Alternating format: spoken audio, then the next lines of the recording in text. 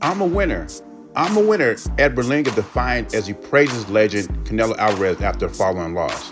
You know, for some boxing fans, they believe Ed Berlanga won that night because he went 12 rounds. And I will be the first to say that I thought Ed Berlanga would be knocked out between 5 or 6 rounds. So from that standpoint, he did surprise me. He had more heart than I thought he would have. But realistically, when's the last time Canelo knocked somebody out? I think the last knockout he had was against Caleb Plant.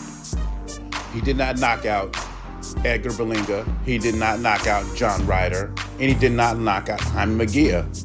Jaime Munguia, Ed Berlanga are big dudes.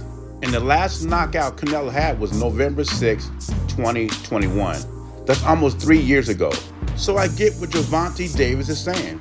You're celebrating a loss. And it reminds me of Mike Tyson in the Razor Rug rematch. We got to see what Berlanga does after this fight. Okay, you went 12 rounds with Canelo.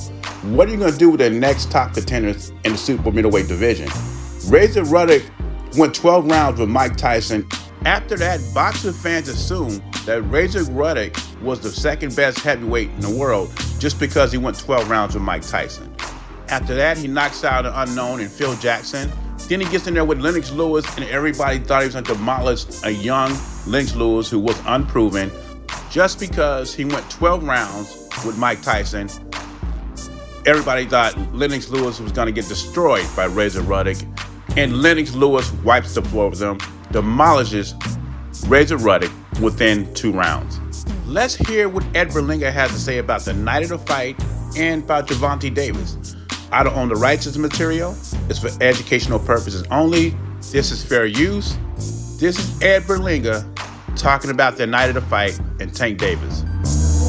I knew that I was going to die in that ring if I had to. I knew that I was going to give him my all. I knew that I was going to give him a great fight. I knew that after that fight he was going to give me the respect, whether it was a win or a loss, but it wound up turning out to be a double win. You know, his mom told me after the fight, told my coach that it was a double win that night. You know what I'm saying? Like, there was a no loser. You know, Canelo benefited a lot off that fight, you know. And I know the numbers, and we know what's the real numbers and what's going on, you know what I'm saying, behind closed doors. He benefited off that fight just like I did. Right after the 12th round, you know, the bell rang, people was going crazy. Like, if I won, like, it was just like, it was weird because they was going crazy for him, but they was going crazy for me. Like, if it was 2 winners that night, wifey was like, yo, you crazy, like, pick your head up, I want your head down, like, you gotta understand, like, you won. One other person talking shit, because you were just talking about talking shit. You and Tank been going back and forth the last couple of days online. Can you just talk about what's going on there? Yeah, he a bitch. He's a bitch. He's a hater. And he's a diva. He look like a dyke. Because he's always looking for something to build up his fight. Just like every time he got a fight, he want to call out. He start controversy with Floyd Mayweather so he could get his pay-per-views and all his ticket sales going, you know what I'm saying? Now, Berlanga is right about Tank Davis. He does this every time he has a fight coming up, and it's an inadequate opponent like Lamont Roach, a lesser opponent. He's bringing up Lamont Roach to 130 to 135, and we'll talk about that in another video. But he is right when he talks about that. Now, some people think Berlanga won the fight because his popularity rose, and his bank account, he definitely won in that. But if we're talking about boxing, he lost the fight 12-0, and that's where Tank is coming from.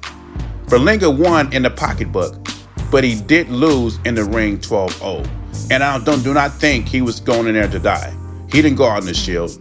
He survived 12 rounds, which I even think he could do, but he did survive 12 rounds. Now, what I'm interested in is what is Ed Berlanga's next move? He already said his next fight more than likely will be in the Garden, but who is he going to fight? Is he going to fight a Munguia? Is he going to fight Caleb Plant? Is he going to fight Christian Mbili? Because to me, even though he went 12 rounds with Canelo, he needs more validation in my book. This does not validate him as a top super middleweight because he went 12 rounds with Canelo Alvarez. But anyway, leave your thoughts in comments below. What do you think about Gervonta Davis' comments?